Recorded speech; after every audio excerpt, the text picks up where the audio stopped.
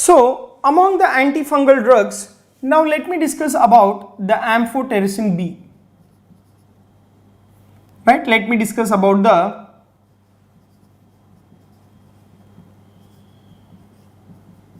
amphotericin B. Now, so if you take this particular amphotericin B, remember it is one of the polyene antibiotic.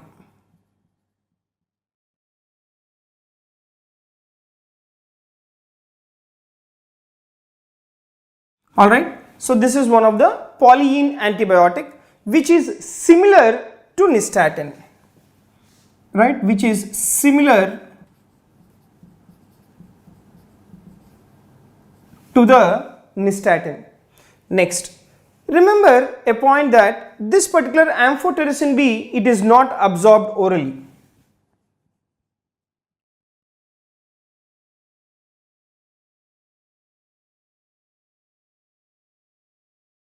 Right, this is not absorbed orally. And this amphotericin B, because it is not absorbed orally, so it is administered by slow IV infusion.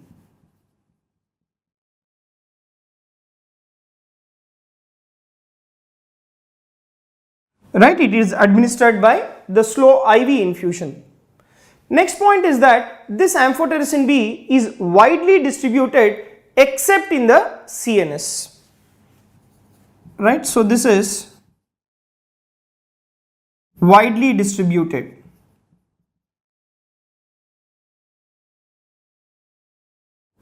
except in the central nervous system. Next, if you see the mechanism of action of this particular amphotericin B, amphotericin B is the polyene group of the antifungal drug. That means it acts by altering the membrane permeability of the fungal organism. So what it will do is, this particular amphotericin B, it will bind with the ergosterol of the cell membrane, right. So this is the cell membrane of the fungal organism, and this is the cell wall, and this is the cell membrane, and this particular cell membrane, it has a bilipid layer. Alright, so this is your bilipid layer. Now what this particular amphotericin B will do is, this amphotericin B, it binds to ergosterol.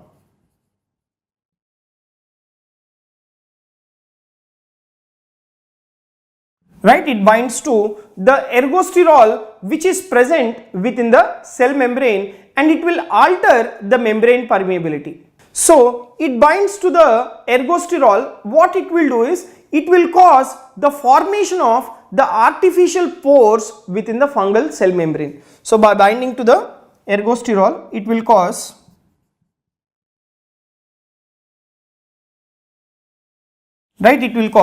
the artificial pores within the cell membrane of the fungus. Right, it will cause the artificial pores within the fungal cell membranes. Now, the other point is that this particular amphotericin B has the widest antifungal spectrum.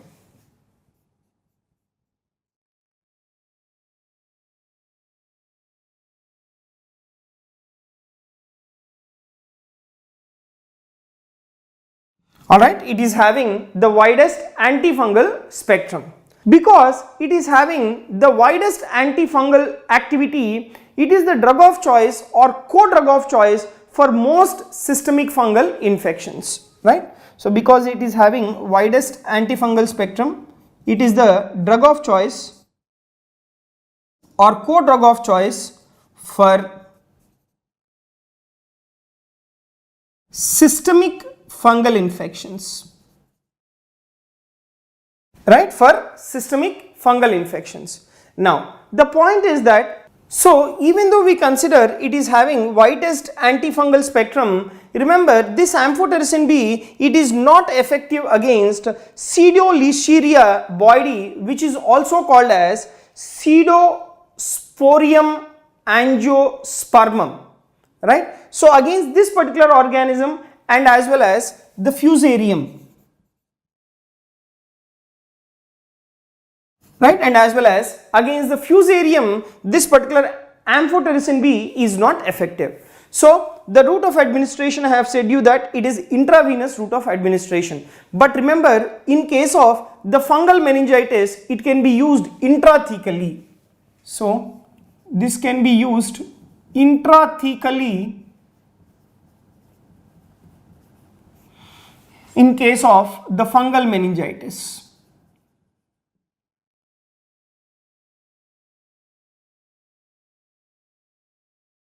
Alright, so it can be used intrathecally in fungal meningitis, whereas you take in case of the corneal ulcers and as well as keratitis, this can be used topically or locally directly into the eye.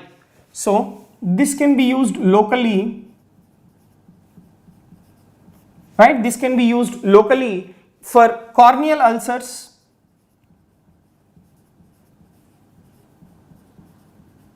right, for corneal ulcers and as well as the keratitis, right, as well as the keratitis. Now the other important thing is the adverse effects. So let me shortly summarize until here.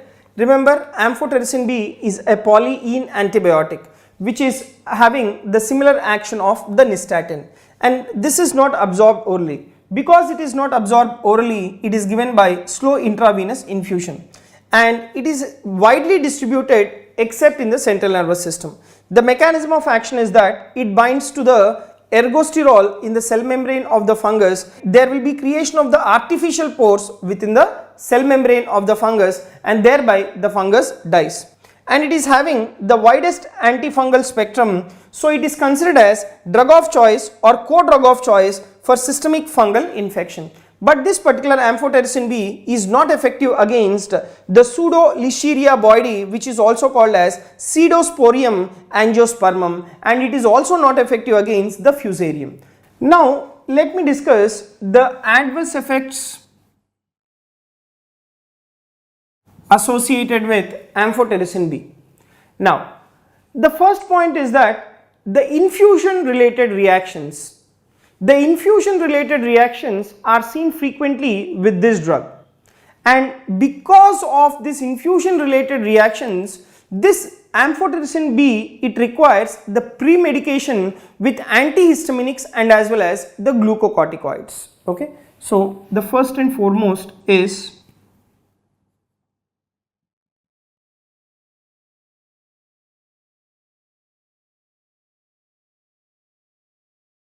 infusion related reactions.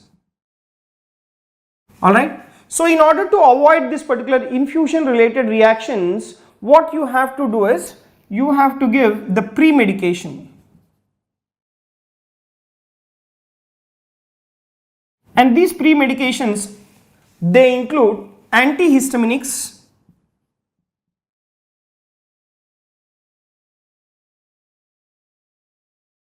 or glucocorticoids.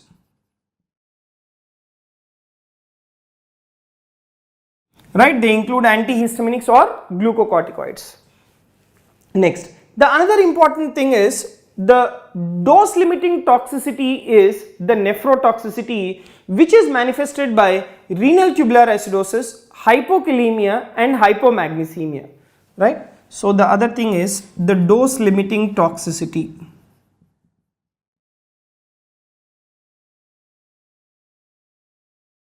Right, so the dose limiting toxicity, it is nephrotoxicity.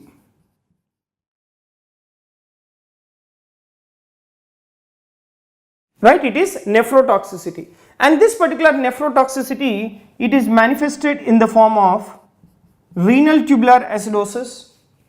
This is manifested in the form of hypokalemia and or manifested in the form of hypomagnesemia.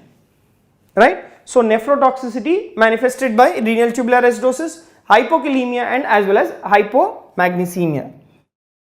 Now how can you prevent this particular nephrotoxicity? So what you have to do is you have to infuse the normal saline. So remember, infusion of normal saline before giving amphotericin B decreases the nephrotoxicity, right. So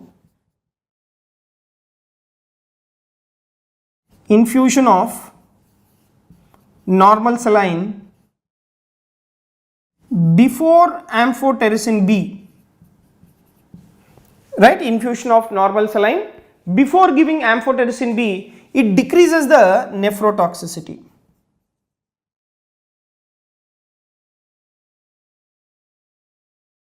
Right, it decreases the nephrotoxicity. But the solution of amphotericin B should not be made in normal saline. So whenever you are giving this particular amphotericin B should be made in dextrose, right?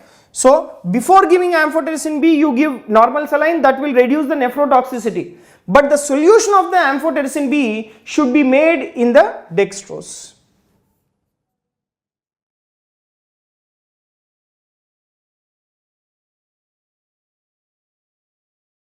Right, the solution of amphotericin B should be made in dextrose. Next, the saline loading, right? So what you have to do is you have to give normal saline before giving amphotericin B. Now nearly around 1 liter of normal saline infusion should be given before giving amphotericin B, and that will decrease the nephrotoxicity, right? So you have to do what is called as the saline loading. Right, you have to do what is called as the saline loading. So nearly around 1 liter of normal saline, right, nearly around 1 liter of normal saline infusion before the therapy may decrease the nephrotoxicity, right, may decrease the nephrotoxicity. Now the other adverse effects are, remember, this particular amphotericin B will also decrease the erythropoietin production. That is the reason why it may also result in anemia. Right, it may also result in anemia because it reduces erythropoietin production. Right, because it reduces the erythropoietin production. Now in case of fungal meningitis, what is the route of administration? It is intrathecal route of administration. Remember, intrathecal administration may cause seizures and neurological damage, right? So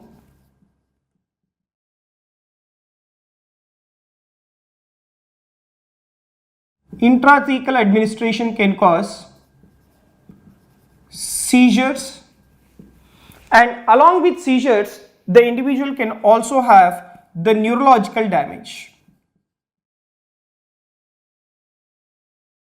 right? This can also cause the neurological damage. Now apart from the conventional preparations, remember we have certain lipid preparations of amphotericin B.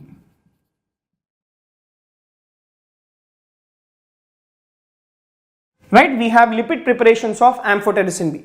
Now if you take this particular lipid preparations, they include liposomal amphotericin B, right, they include liposomal amphotericin B. Then we have colloidal dispersion,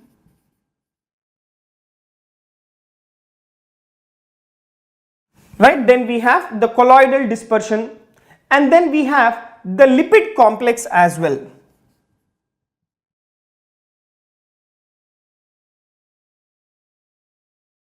Right, so we have liposomal amphotericin B, the colloidal dispersion, and as well as the lipid complex. So these are the lipid preparations of the amphotericin B. But the thing is, these are very much costlier.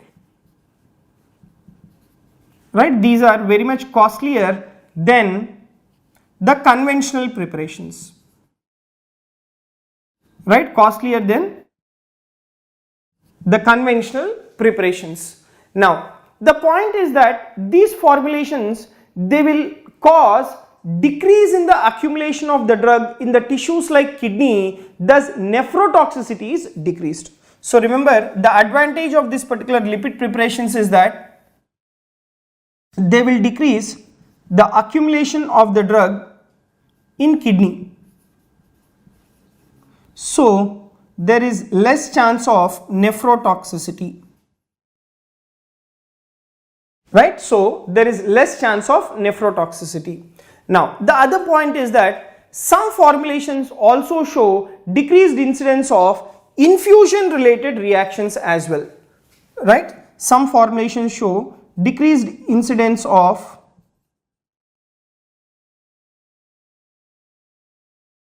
infusion related reactions.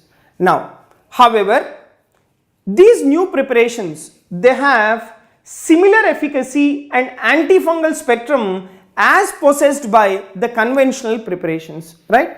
The antifungal spectrum and antifungal efficacy is same for the lipid preparations and as well as the conventional preparations, but the only advantage of the lipid preparations is there is less chance of nephrotoxicity, right? So this particular lipid preparations, remember, they have similar efficacy,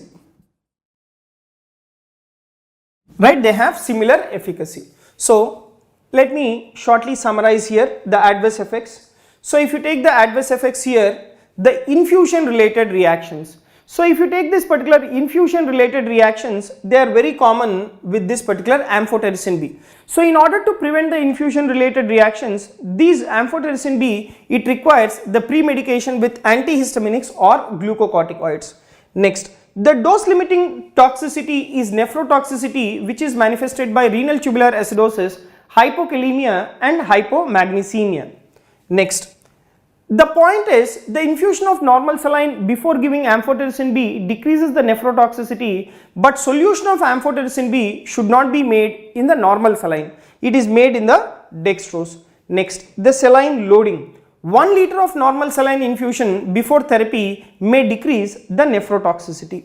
Next point is this amphotericin B may also result in anemia due to decreased erythropoietin production.